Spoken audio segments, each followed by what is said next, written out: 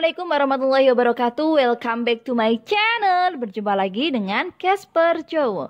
Di video kali ini saya akan menampilkan alur cerita My Lecture My Husband episode 1.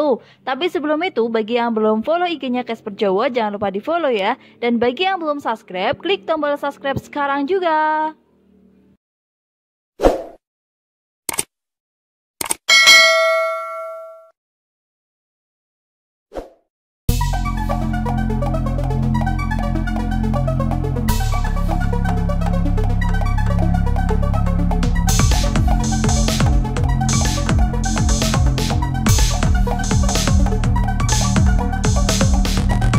Dan di kelas yang saat itu Pak Arya sedang membicarakan mengenai kedisiplinan, menyinggung nilai mahasiswa yang rendah, mengingatkan supaya belajar lebih giat dan mengurangi penggunaan media sosial. Pak Arya memerintahkan untuk membentuk 5 kelompok membahas prinsip dasar ilmu komunikasi. Inggit auto bergumam dengan teman sebelahnya, ih tugas mulu sih, tuh. Tapi setelah pembelajaran selesai, Inggit segera menemui Pak Arya. Ketika Inggit hendak masuk ke ruang Pak Arya, pas di depan wajah Inggit, pintu ruangannya Pak Arya itu langsung ditutup biar gitu. Bisa bayangin nggak sebelnya Inggit itu kayak apa? Inggit gak jadi masuk, kemudian dia langsung menuju ke perpustakaan. Nah, di situ kan ada teman-temannya tuh. Lah, di situ dia langsung melampiaskan emosinya itu sama teman-temannya. Kemudian dia tuh cerita, misalkan diibaratkan telur ditaruh di atas kepalanya itu udah jadi telur ceplok gitu. Mungkin saking panasnya gitu ya, saking jadi matang telurnya. Temennya itu malah nggak connect, malah temennya itu ada yang nanggepin jika dia melihat mantannya dengan pacar barunya. Di sampingnya juga nanggepin. Terus mereka berduaan happy-happy di tempat dulu jadian. Terus teman laki-laki di sebelah pojoknya itu malah connectnya itu, oh jadi ini masalah Tristan. Inggit auto marah dong. Apaan sih Tristan dibawa-bawa? Semua temennya itu menenangkan Inggit dan mempersilahkan Inggit supaya lebih tenang. Teman Inggit yang baju kuning menanyai, lo kenapa? Lo sehat kan? Inggit seketika menjawab, enggak. Sehat apanya? Gue sakit mental tahu nggak? Mental gue meronta-ronta. Kemudian teman laki-lakinya menyangga lagi, tenang Git, masih banyak cowok baik di luar sana. Seketika Inggit marah dan emosi dong. Rasanya pengen nabok. Karena ini bukan gara-gara Tristan, melainkan karena Pak Arya. Inggit jawab kayak gitu. Temennya baju merah malah nanggapin dengan memuji-muji Pak Arya. Kan dia tuh ngefan banget gitu sama Pak Arya. Inggit seketika mengatai Pak Arya, mulut capek, membunuh IP, dan banyaklah pokoknya yang dikata-katain sama Inggit. Tristan datang menenangkan Inggit yang udah dapat nilai C itu. Saya menyarankan supaya Inggit membicarakan dengan Pak Arya dan bagaimana cara memperbaiki nilainya dan terus mendinginkan suasana supaya Inggit itu nggak marah-marah terus. Pokoknya so sweet gitulah. Apa itu si Tristan? Mendengar Inggit yang ngocros terus nggak berhenti, terus nggak diem-diem, Tristan tuh malah senyum sambil mandangi Inggit. Terus gimana gitu? Inggitnya malah ngambek dan bilang, capek ya denger aku cerita. Memang aku bawel, betean, sensian, modian, insecure, ambis, perfeksionis, malah dapat nilai C. Siapa yang mau juga? Pokoknya kayak gitulah ngomongnya. Tapi kurang cepet, tahu dong siapa Inggit cerewetnya kayak apa. Tristan malah merayu dengan bilang, tapi aku sayang. Gimana dong? Sambil mengusap manja kepala Inggit. Oh, so sweet. Inggit bilang, jangan kayak gitu. Nanti aku malah bucin. Kalau aku takut kehilangan kamu gimana dong? Tuh, terus si Tristannya jawab, ya bagus dong. Dan masih berusaha merayu Inggit supaya mau tertawa. Inggit menuju ke ruangan Pak Arya melihat ada mahasiswa senasib dengan dia yang sedang konsultasi soal nilai. Nah, di situ Inggit nunggu teman yang konsultasi itu keluar. Inggit itu berdiri pas di depan pintu gitu. Ketika mahasiswa yang konsultan tadi udah keluar, Pak Arya udah tahu ketika di luar itu ada Inggit, di belakang pintu itu ada Inggit. Langsung Pak Arya itu mendekati pintu itu, terus digebrak gitu pintunya. Dari belakang kan otomatis Inggitnya pasti kan shock ya, kaget. Saya pun juga kalau digitukan mungkin kaget. Kalau mau ketemu dosen itu, kalau saya biasanya itu deg-degan, apalagi dosen killer kayak Pak Arya. Jadi inget masa kuliah deh. Sorry malah curhat. Lanjut ya. Pak Arya menanyai ngapain Inggit di sini. Inggitnya pasti jawab terus terang dong kalau mau diskusi nilai. Dan Pak Arya mempersilahkan. Tapi lagi-lagi pas Inggit masuk, pintu ditutup pas di depan wajah Inggris. Brak. tuh pas di depan wajah Inggit gitu kan. Duh, sabar ya Inggit, kamu punya dosa apa sih sama Pak Arya? Padahal sama Mas Wah sebelumnya yang konsultan yang cowok tadi itu tuh nggak ditutup pintunya, tapi giliran Inggit mau masuk pintunya malah ditutup. Pas Inggit duduk kan dia kan sebel ya, dia dengus gitu. Apa ya, dengus itu kayak pas kalian lagi kesel atau capek kemudian ngeluarin nafas yang gede gitu loh, nah gitu.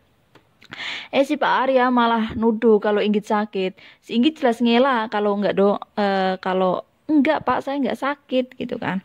Si Pak Arya malah bilang kalau sakit itu pakai masker, bahaya loh bawa virus ke sini. Kamu mau saya tertular? Gitu. Sampai-sampai si Inggit bilang, sumpah demi Tuhan Pak saya enggak sakit, enggak demam gitu. Inggitnya bilang kayak gitu. Duh, dosen kayak gini nyebelin banget ya. Pak Aryanya ngetik-ngetik gitu pas waktu Inggit di depannya. Terus Inggit tanya, Pak Arya masih lama ya? Pak Aryanya langsung apa ya nyela gitu loh jawabnya. Tunggu. Inggitnya jawab, saya penting loh Pak. Pak Arya dengan slownya jawab, kamu pikir 40 mahasiswa lainnya nggak penting? Saya nilai mereka kan satu-satu. Habis itu Pak Arya bilang, saya kasih waktu 30 menit.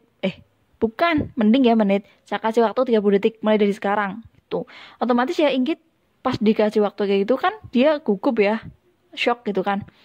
Waktunya itu terus dihitung terus sama Pak Arya, terus dihitung mundur 30, 29, 10 kayak gitu. Terus akhirnya pas waktu bilang 3, 2, nah pas satu berkasnya gitu tuh pas ditaruh di depan wajahnya Pak Arya. Terus Pak Arya bilang waktu habis.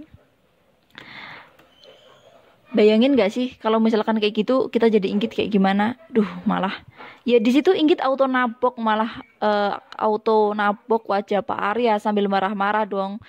Kayak bilang, lo pikir ngerjakan tugas ini nggak susah apa? Nggak capek kayak gitulah, pokoknya marah-marah. Terus kemudian ternyata itu hanya bayangannya Inggit. Tak kirain menabok beneran.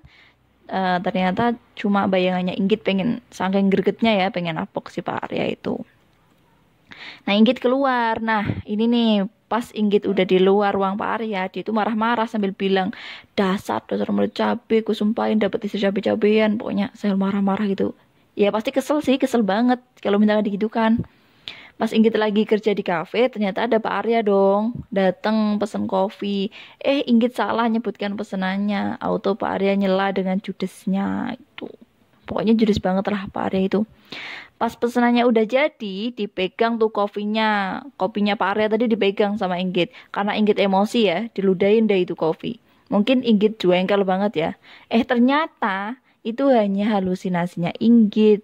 Kaget loh, tak kirain diludahi beneran. Kan mahasiswa Sul Adab itu namanya.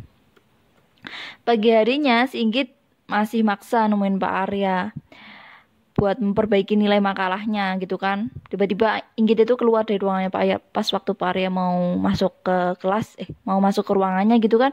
Tiba-tiba Inggit kayak kaget gitu loh, kayak lari gitu nemuin Pak Arya gitu. Terus Inggit itu maksa-maksa pengen memperbaiki nilainya. Soalnya kan Inggit itu orangnya kan ambis banget, perfeksionis, maunya kan yang terbaik. Pasti dong siapa yang mau dapat nilai C, kalau bisa kan sebaik mungkin gitu kan. Nah, kemudian Inggit itu kan mau kayak mohon-mohon gitu, minta supaya nilainya diperbaiki. Terus Pak Arya itu menyetujuinya dengan tugas buat makalah lagi 100 halaman dan dikumpulkan besok pagi. Ngeri nggak sih? Bisa sih bisa ngerjakan semalaman 100 halaman. Cuma itu kan buat makalah ya. Harusnya di banyak referensi. Ya bayangkanlah kita buat makalah sendiri 100 halaman dari berbagai referensi, itu membunuh otak sih namanya. Terus juga kapan tidurnya, kapan istirahatnya, kapan makannya, kapan nafasnya, ya enggak? Untung teman-temannya Inggit itu baik, pada bantuin lembur semua sampai malam. Pagi-pagi Inggit udah nungguin Pak Arya tuh di ruangannya, kayak di ruangan guru gitu. Sampai dia itu ketiduran, terus ada dosen langsung ngebrak mejanya, brak gitu. Akhirnya kan Inggit bangun, ditanyain, kamu ngapain tidur di sini? Si Inggitnya bilang kalau nungguin Pak Arya. Malah si dosen itu bilang kalau Pak Arya itu lagi seminar mewakilin kampus. Padahal kan Pak Arya sebelumnya kan bilang kalau tugasnya disuruh ngumpulin. Nah, salahnya Inggit tuh di situ, suruh ngumpulin di meja, nggak ketemu sama Pak Arya. Kemudian kan Inggit kan langsung telepon Pak Arya, Pak gimana? Bukannya tugasnya disuruh ngumpulin, gitu. Terus Pak Aryanya bilang kalau iya saya suruh ngumpulin, tapi kan bukan berarti untuk ketemu saya kayak gitu. Pokoknya itu sabarlah, jadi Inggit harus sabar banget itu. Malam harinya kan pas di kafe, soalnya Inggit kan kerja di kafe. Teman-teman Inggit itu pada ngibur Inggit gitu. Pasti kan sebel ya, kalau misalkan siang habis ketemu dosen killer atau kejadian yang nggak mengenakan itu kan pasti sebel. Habis itu ada telepon dari Ibu Inggit ngasih tahu kalau bapaknya kena serangan jantung. Panik dong pasti. Aduh, kasihan Git. Bergegas deh dia nganterin, bergegas deh dia kayak buru-buru gitu loh. Terus ada Tristan tuh yang masuk. Terus kemudian Tristan tanya kenapa gitu. Terus ya Inggit itu bilang kalau bapaknya masuk rumah sakit gitu. Terus Tristan, ayo buru-buruan saya anterin gitu. Akhirnya dianterin lah ke tempat travel. Di sana masih nungguin travel dan Tristan tuh kayak ngerayu-ngerayu Inggit gitu biar sedikit tenang. Tristan nggak tega, nggak bisa nganter gitu, nggak bisa nganter buat ke Jogja karena rumahnya Inggit kan Jogja, bapak ibunya tinggal di Jogja. Nggak bisa nganter karena dia itu besok ada ujian koas.